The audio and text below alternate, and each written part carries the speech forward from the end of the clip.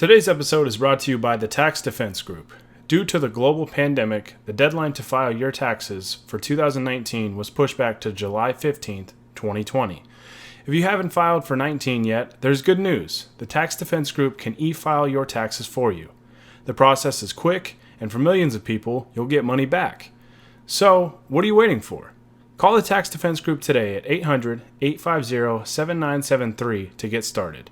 That number again is 800-850-7973, and you can visit them online at thetaxdefensegroup.com. Today's episode is also brought to you by Writer Junkie. Are you thinking about starting a business or a side hustle? For all businesses to be successful, you need a website. Writer Junkie offers website development, content writing, and SEO services for business websites. Call Writer Junkie today at 805-587-7966, and you can visit them online at writerjunkie.com.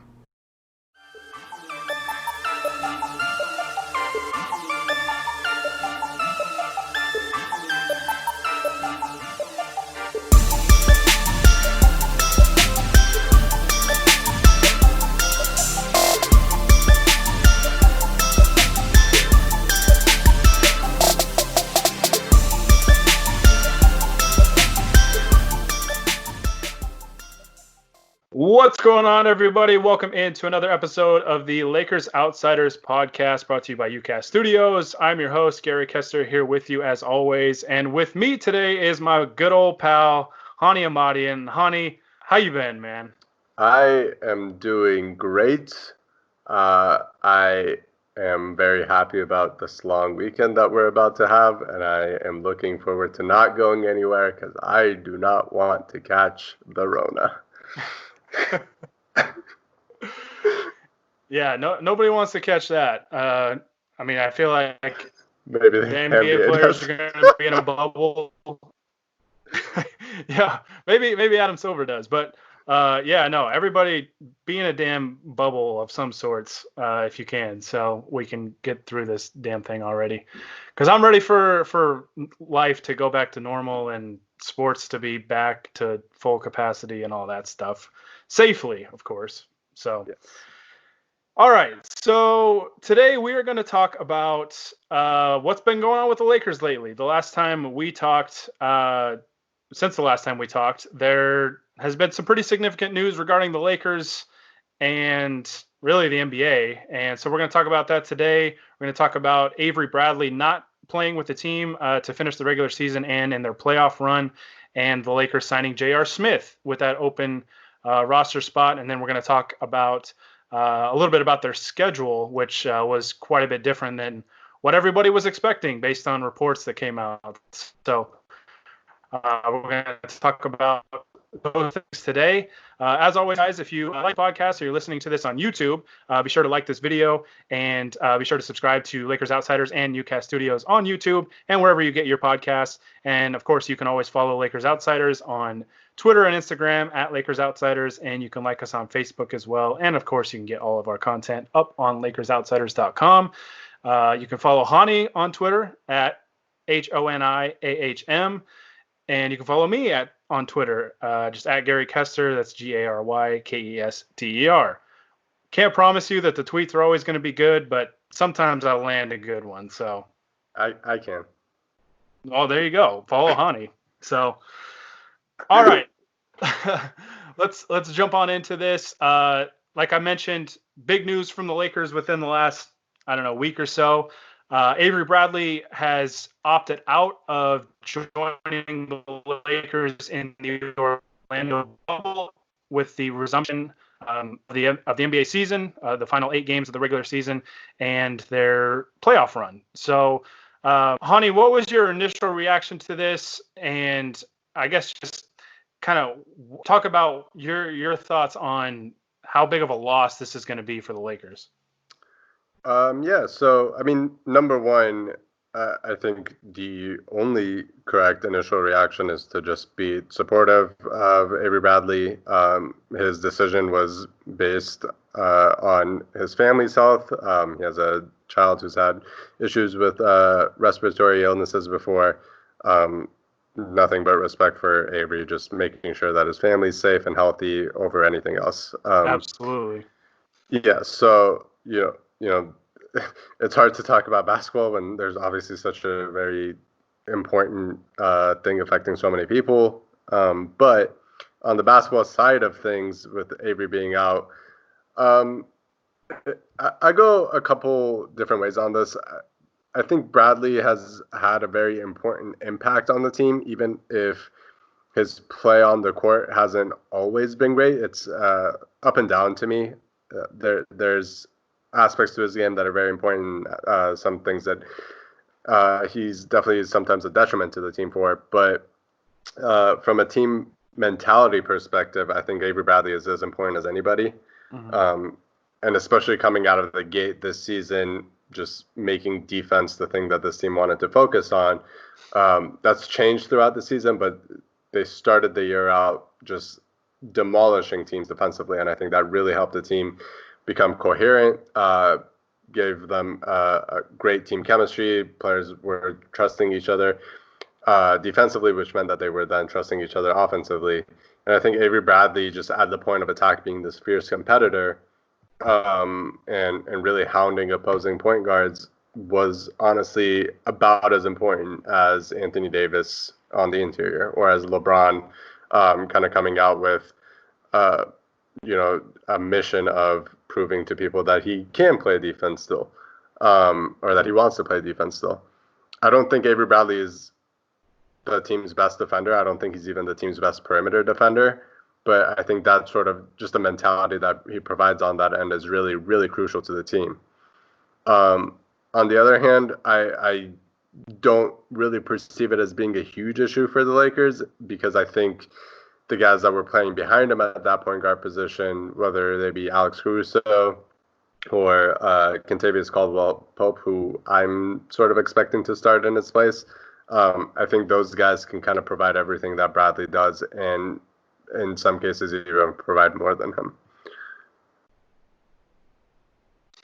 Yeah, I mean, you kind of hit the nail on the head with like the mentality I think that Avery Bradley has, and we saw it. I mean, in one of the Lakers' more recent games, their second to last game against the Clippers. Everybody knows like Patrick Beverley is a guy that tries to get under your skin. He's going to talk a lot of trash, get in your face, all this stuff, and we saw it in the Clipper game. Not only did Avery Bradley play extremely well and hit a number of big-time shots, a lot of threes in that game. I think he ended up with like 22 points or something in that game. Was really, really valuable. But he's just a dog, man. Like, he's not going to back down from anybody. And that's what I've always respected about his game. I know like the last few years have been kind of tough for him because he's been dealing with injuries and stuff like that. Had kind of a rough go with the Clippers a season ago. But like I said, he's just a dog, man. He's got that tough mentality. He's tough physicality as well, and just the type of guy you want on your team in the playoffs. Obviously the shooting kind of comes and goes, and his overall value hinges pretty heavily on that on the offensive side, whether he's just hitting open shots or not. And in the Clipper game, he did, and the Lakers, really kind of took their game to another level when he was hitting those shots. So it's definitely a noteworthy loss, I think, for the reasons you mentioned. Like defensively, I thought he was a great fit next to LeBron. LeBron's basically the offensive point guard, and then on defense, Bradley is that guy that chases around opposing point guards and really gets into their face. Like the signature play this year, at least for me, that kind of really just signifies like who Avery Bradley was for this team, was that play against the Sixers where he just rips the ball away from Al Horford and gets the ball to LeBron and kicks it up ahead. I think it was to KCP for an easy bucket. Absolutely. Just unbelievable. And like that's who Avery Bradley is. And so I hope this isn't the last we've seen of Avery Bradley in a Laker uniform. I think he has a player option for next year, and I think he's probably earned some more money based on his current contract. I think is like $4 million a year, and he could probably make more than that. But free agency is going to be tough to predict this year, with who knows how much the money the NBA is losing and stuff like that, just with everything that's gone on, or you just don't know how talks are going to go. But I've appreciated Avery Bradley for the things that we talked about. Just I love the toughness that he brings, the defensive effort and energy. And I think he's had a pretty nice bounce back season, considering, I think he was finally kind of healthy this year. And it was just really nice to see. It was really, really nice to see. And definitely, team's definitely going to miss him. 100% respect his decision. I probably commend him for his decision to put family first. And I don't remember the exact quote, but the quote that he had was something along the lines of there's nothing more than he wants than to be, by his teammates' side and chasing a championship. But he plays basketball for his family, to provide for his family. And that's obvious, that's definitely the number one most important thing. So totally respect his decision. And for the most part, from what I saw, fans seem to respect it. So that was good to see. I mean, you're still going to have your knuckleheads out there that think that the athletes should dedicate their entire lives to their favorite team, but it is what it is. So I was pretty pleasantly surprised with the fan reaction, and another respect to Avery Bradley for what he's given the Lakers this year, and for this. Hopefully, we get to see him in purple and gold next year. But if not, I appreciate what he was able to do for the Lakers in his possible short time here. So, so do you think? I mean, you mentioned that the Lakers can probably overcome the loss of Avery Bradley, which I would agree. So, do you think they still have enough without him to go ahead and win the West and win the NBA title this year? Yeah, I mean, I don't think it really significantly changes my mind one way or another about their chances at a title. To me, it might maybe decrease the margin of error a little bit. It's obviously an issue if somebody goes down with an injury, which is very possible considering the circumstances that they're playing in. If God forbid KCP goes down with an injury, then you lose another guard. Now you're left with Rondo, Caruso, and the two guys that you've signed that you haven't even seen play for your team yet, in Deion Waiters and J.R. Smith. So, in that sense, yes, it's a little bit scary. It's just a reliable player that you had and that you've played more than 40 games with, and you kind of know what he's providing. But from just an on-the-court perspective, if KCP is the guy taking most of his minutes, he's going to provide most of the same sort of defense against point guards, while also being able to hit shots more consistently. If it's Caruso, it's somebody who can play make a little bit better than Avery, in my opinion, who can guard bigger guys and who can cut and finish around the rim better than Avery. The one thing I'm kind of a little bit more scared about is whether this means we get even more Rondo minutes, which I think, I mean, it's funny, but also it's not, because I think one of the very key things in whether the Lakers can win a title this year is genuinely how much Rondo plays. I don't think this team can go as far as it wants to go if Rondo's playing more than 15 minutes a night, and even that at times might be pushing it. Yeah, I'm fully on board with being totally wrong and seeing I want to see playoff Rondo. Yeah. I didn't realize I was recording this podcast with Anthony Irwin, but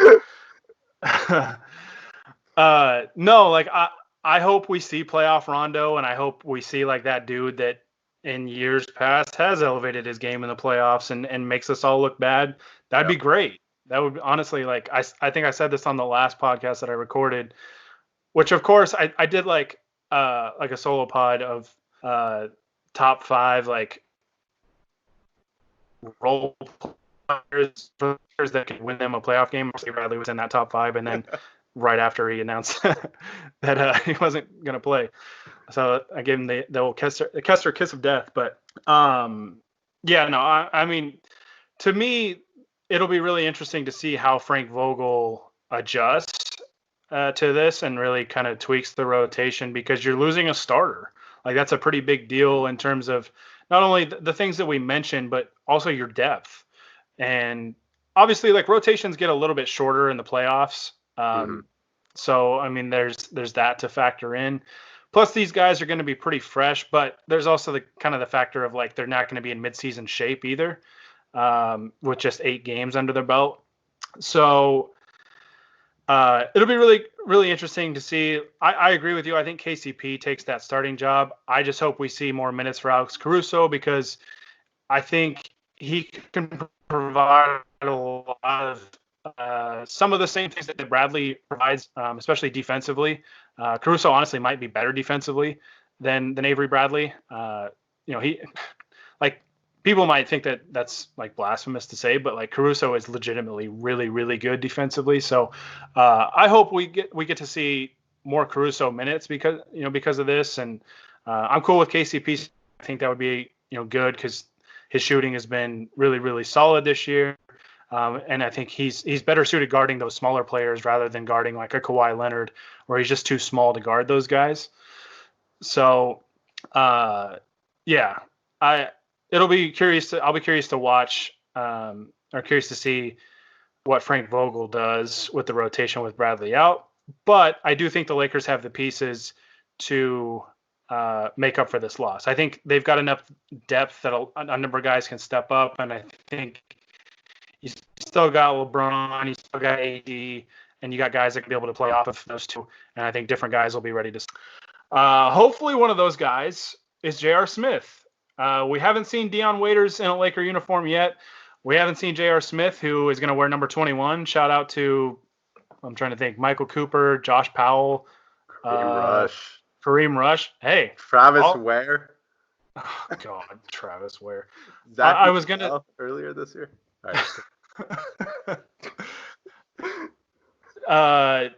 Almost former North Carolina Tar Heel legend, J.R. Smith. Obviously, like J.R. is a very polarizing figure for his his decision making, I guess.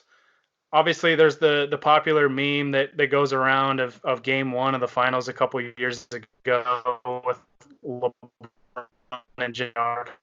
dribbled out the clock in a tie game. Yeah, he's very polarizing, but I do think that he can be very valuable to this team. What is your take on J.R. Smith? I mean, obviously, he's probably not going to have a very big role. I mean, he's probably going to play some spot minutes here and there. But what do you think, he can bring to this team? First of all, I got to say, signing JR, the Lakers have my full support on this, mainly because I want them to win a championship, have a parade with nobody there because there's still a raging global pandemic going on, and JR still being there shirtless drinking a bottle of Hennessy.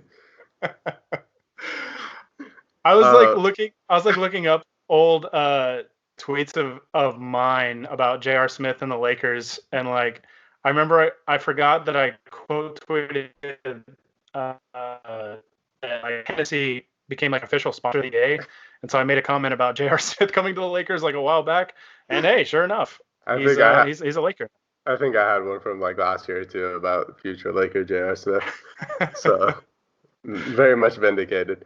From an actual basketball standpoint, which is what we tend to talk about on this podcast, definitely. Yeah. I don't really expect JR to play a lot. I think this is more of just an insurance thing in the event of what we said of another injury happening and the guard depth being shut down a lot more without Bradley there as well. Then JR could see some more minutes. And, that's still important for the team to get the right players in that situation, especially considering these dudes are going to be in training camp for like 2 weeks and then have to play NBA basketball for the first time in 4 months. There will be injuries almost certainly.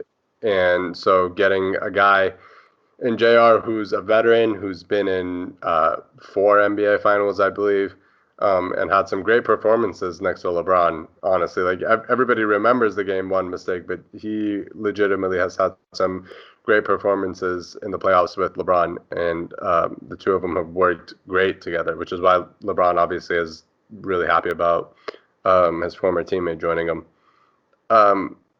JR is a guy who can hit shots. He is probably the highest volume shooter among any of the Lakers already, in terms of 3-point shooting. Because, like Danny Green is probably the most reliable 3-point shooter. He doesn't take that many of them, and KCP is turning into that sort of player, just because he shot it so well. But he also likes to take guys off the dribble a little bit more. JR is somebody who will take 8 or 9 3-pointers a night if allowed, if he gets enough playing time. And honestly, like even if they don't all go in, that's crucial for the NBA offense in this era to work. You need that sort of spacing, and his shot is respected around the league. Guys are gonna go out to the 3-point line to defend him. I see him kind of working in that Avery Bradley profile offensively, and that he's going to be standing in the corners and ready to fire. And to me, he's a much more reliable 3-point shooter than Bradley is. And for that reason, I'm totally okay with this. If it comes down to JR playing 10 minutes a game in the playoffs and he can hit a couple of threes, then that's a very good signing at this stage of the season by the Lakers. Yeah, obviously there's the LeBron connection. Like he has experience playing with LeBron and won a championship with LeBron in Cleveland, and like you said, has had some big moments. And that Cavalier playoff run that they won the title in 2016. Granted it was 4 years ago, but he was a valuable part of that team. Mm-hmm. He gets a lot of jokes, but like in that playoff run, he averaged 11 points a game, hit 43% of his threes on 7 3-point attempts a game. Like that's huge. And to be able to add that, and plus, he's like you said, he's insurance. He's probably not going to have like a very big role with the team, but he's another guy that kind of has like that toughness to him that you want on your team, that isn't going to back down from anybody, and he has a ton of playoff experience, man. Like I didn't realize this until I looked it up. He's played in 130 playoff games in his career. So like the guy has been on, looking at the Nuggets for, I think five playoff runs. Yeah, 5 playoff runs. The Knicks for 2 playoff runs. The Cavs for 4 playoff runs. So, he's played on some good teams. He knows kind of how playoff basketball works. Granted, never played playoff basketball with no fans in the stands, but when he's played in the high intensity games, and he's won a championship, he's played next to LeBron, so I think it's a pretty good fit. Obviously, he's not going to just like replace Avery Bradley, but you're hoping that basically you get a collective effort to replace what you lose with Avery Bradley.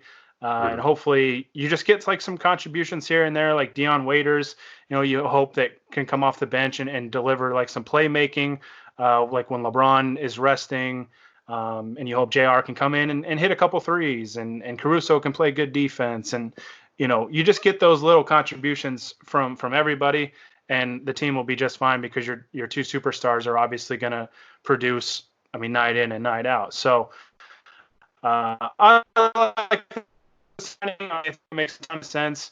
Obviously, he's a clutch sports guy. The Lakers have a ton of those guys on their roster now. But hey, I'm not going to complain. That relationship that Rob Pelinka has built with Rich Paul and that agency helped the Lakers get LeBron and Anthony Davis. So I'm not going to complain about that one bit. And yeah, I'm totally fine with JR. Like, I think playing next to LeBron is like, that's like the perfect guy to have on the team for him. And I wouldn't be surprised at all, like if there's one game where JR just gets hot from 3 in the playoffs and kind of sparks the team and helps them get a playoff win. So plus he's that kind of guy. Plus he's the only other veteran guy that the Lakers have seen in a workout in somewhat recent months. Like he was working out at the same time as Dion Waiters, and they chose Dion over him, but they obviously have seen enough from him to feel comfortable signing him.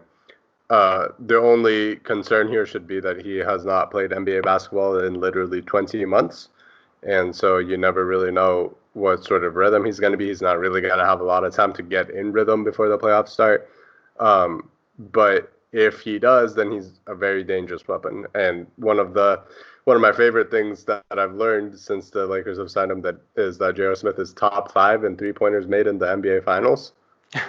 It's a great stat, and I hope he plays in the finals and ranks up a little bit higher. Let's get him like top 3. That'd be perfect. And then next year, number 1. Yeah, obviously it's been a while since he's played in an NBA game, so it's going to take some reps, I think, for him to really get back in the swing of things. But the fortunate thing for him is like none of these guys have played in an NBA game in months, so they're all going to be looking for their legs, their rhythm, all that stuff, and so hopefully he just kind of fits right into where everybody else is at, and the Lakers can get him going, and he can just fit into his role and just provide what's needed of him when his number is called. So I like it. I mean, I really hope that the Lakers win the title this year, obviously because we're Laker fans. But before the season, like if we look back, if the Lakers are holding up the trophy and like you rewind back to before the season and you would have said, the Lakers are going to win the championship with Dwight Howard, J.R. Smith, and Dion Waiters on the team, people would have laughed at you. Like, I don't know. Like, it's just such an incredible collection of players. Just top to bottom, everybody's a meme. And I love every aspect of this. See, we got The Last Dance which was basically, they say it was a documentary about the Bulls, but it was basically a Michael Jordan documentary. So LeBron's like, all right, I'm going to win a championship with J.R. Smith, Dion Waiters, and Dwight Howard on my team, which, no, I mean, I don't mean it to like slight Dwight Howard, but like, cause like he's really changed the perception of him this year. But going into the season, like people laughed at the Lakers and were like ridiculing them for signing Dwight Howard because of how the previous handful of years have gone for him. So you have the right leadership on the team. I mean, you can fit in guys like J.R. Smith and Dion Waiters, and you can be fine. I mean, like I said, J.R. Smith was on a title team with the Cavs in 2016, and you got a guy like LeBron and AD, and Frank Vogel's done a hell of a job, I think, with this team this year. I think the pieces can fall into place. So I think the Lakers are going to be fine. This first segment went a little long, but that's okay. I don't care. We are going to take a quick break and give you guys a message from our sponsors. And when we come back, we're going to wrap this thing up by talking about the Lakers' 8-game schedule before they go into the playoffs. So stay tuned for that. But first, here's a quick message from our sponsors. Today's episode is brought to you by the Tax Defense Group. Due to the global pandemic, the deadline to file your taxes for 2019 was pushed back to July 15th, 2020. If you haven't filed for 19 yet, there's good news. The Tax Defense Group can e-file your taxes for you. The process is quick, and for millions of people, you'll get money back. So, what are you waiting for? Call the Tax Defense Group today at 800-850-7973 to get started. That number again is 800-850-7973, and you can visit them online at thetaxdefensegroup.com. Today's episode is also brought to you by Writer Junkie. Are you thinking about starting a business or a side hustle? For all businesses to be successful, you need a website. Writer Junkie offers website development, content writing, and SEO services for business websites. Call Writer Junkie today at 805-587-7966, and you can visit them online at writerjunkie.com. All right, so the Lakers have 8 regular season games before they dive into the playoffs. They're going to have scrimmages as well before that, which is essentially their preseason. I think that's like with local teams, and those won't be televised. I'm sure we'll get like reports on those and stuff, but just like some reps to get them ready to go for the season. But the Lakers' schedule came out, and it was different than what everybody anticipated because we saw reports of that basically the schedule was going to resume as normal. You were just going to skip over the teams that weren't in the Orlando bubble. So we thought the Lakers were done with the Clippers, but apparently they're not. That's their first game on July 30th. And it's like, hey, welcome back, both you guys. Here's a heavyweight fight for you in your first game back. But the Lakers' schedule, I mean, all of these are neutral site games. Like none of these are, I guess wait, the Magic are in the bubble, right? Yeah. The Magic, I guess, are the only team that can claim these are home games. Yeah, they're super used to playing at Disney World. Well, I mean, some of these teams are used to playing in front of like not that many fans, right? So, yeah. So the Lakers' schedule is as follows: they start with the Clippers, and then they play the Raptors, the Jazz, the Thunder, the Rockets, the Pacers, the Nuggets, and wrap things up with the Kings. So, Honi, what do you think of this schedule, and how do you think the Lakers are going to approach this? Because I've kind of wondered if they approach it like the preseason, where it's like, okay, we want to just kind of get through these healthy because we have such a big lead on the number 1 seed, which like doesn't really even matter that much anymore because you're not getting home court advantage. Yeah. But like you want to keep guys healthy, but at the same time, they've been offered by the time like games start up, it'll be about 4 months without game action. Like, do you get more reps? Do you rest guys? Like, I mean, first your thoughts on the schedule, and then maybe like Vogel's gonna do with the rotation.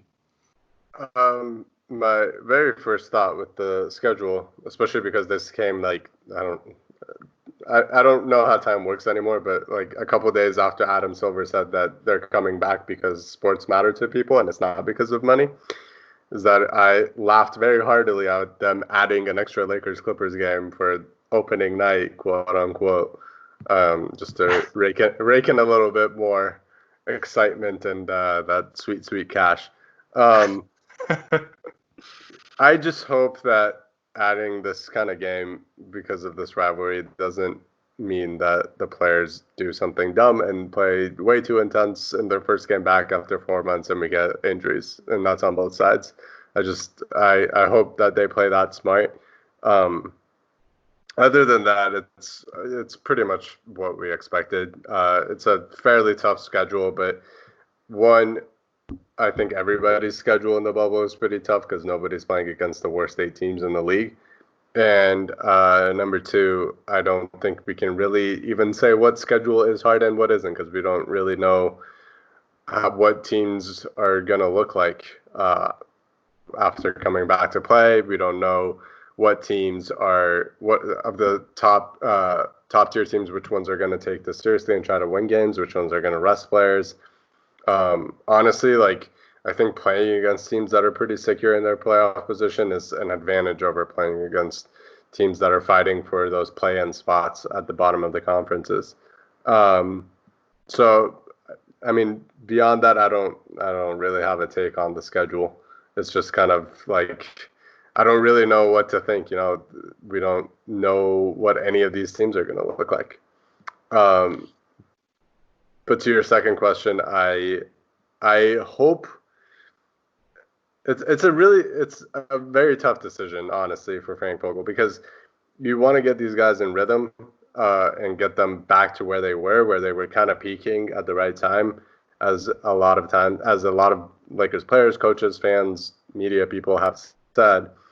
You know, coming off those wins against the Bucks and the Clippers especially, and the one game after that never happened. So I definitely want that sort of rhythm to come back, especially for the star guys like LeBron and Anthony Davis. You want them to be at the peak of their performance stability heading into the playoffs, but I'm also just terrified of injuries. So I think the smart thing is to give a lot of rest to those guys. I believe the Lakers play one back-to-back. I wouldn't play anybody of huge importance in that in one of those games at least. And try to get equal amounts of time to everybody, to get everybody accustomed to playing basketball again, even if it means that you're going to be kind of going through some rust in the first round still. Yeah, that back-to-back is, they play Oklahoma City and then they play Houston. So like Oklahoma City, we've seen the Lakers can beat them without their 3 best players. So just rest the 3 best players again and just have Kuzma go off for 40. And then the next night you can rest all the bigs because you're playing the Rockets who don't have any big guys. So you can kind of balance things out in that back-to-back. I kind of like how that came out. I have a second suggestion. Actually, we should only play the bigs against the Rockets. Just roll out JaVale, Dwight, AD, Devontae Kaycock, I don't know, Kuzma as your starting five, and just roll with it. If Dwight does play, we're still kind of waiting word on that. I want him to start at point guard in that game. Yes. As far as the schedule goes, like, I'm a little disappointed that we didn't get 8 games against the Phoenix Suns.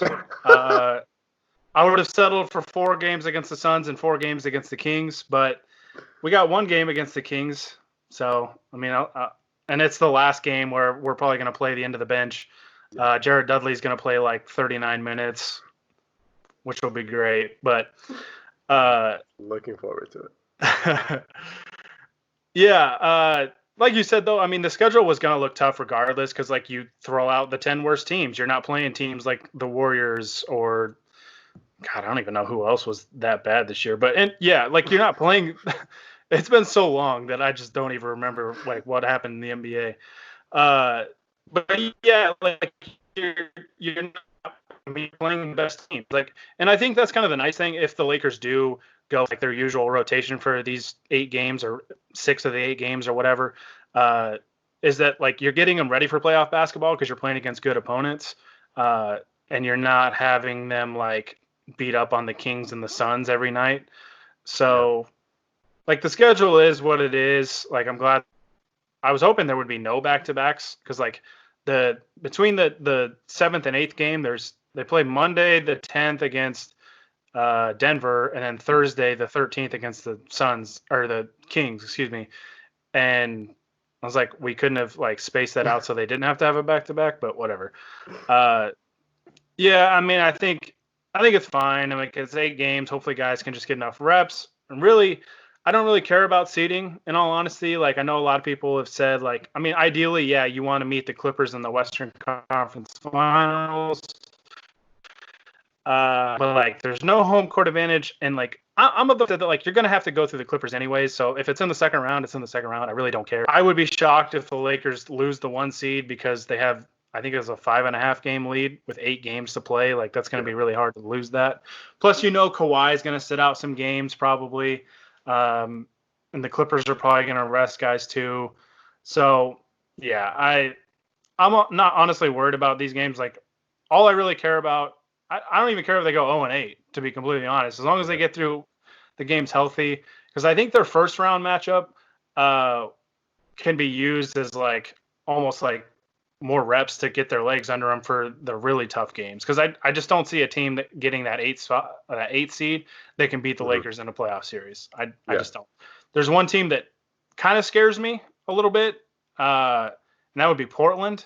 Same. But because Lillard on you, Column's really good, and I don't know if they're gonna have Nurkic back or what his status is, but if he comes back there, that kind of helps them a lot. But Lillard and CJ, Lillard especially, just terrifies me. Yeah. But I still think the Lakers would beat them. I really do. So, all right, quick before we sign off. So we agree on Portland being the 1-8 seed that we wouldn't want to see, right? Yeah, I would agree. Okay. What's the 1-8 seed that you do want to see? Can we do the Suns count? No, they're not going to make it. The Spurs don't count then either? No, you can say the Spurs. Probably the Spurs. They're not going to have Aldridge. It's just DeRozan 18-footers over and over again. I'd live with that. LeBron has enough experience against them. LeBron's just going to picture DeRozan in a Raptors jersey and just go nuclear on him. I was going to say the Spurs as well, really, just because.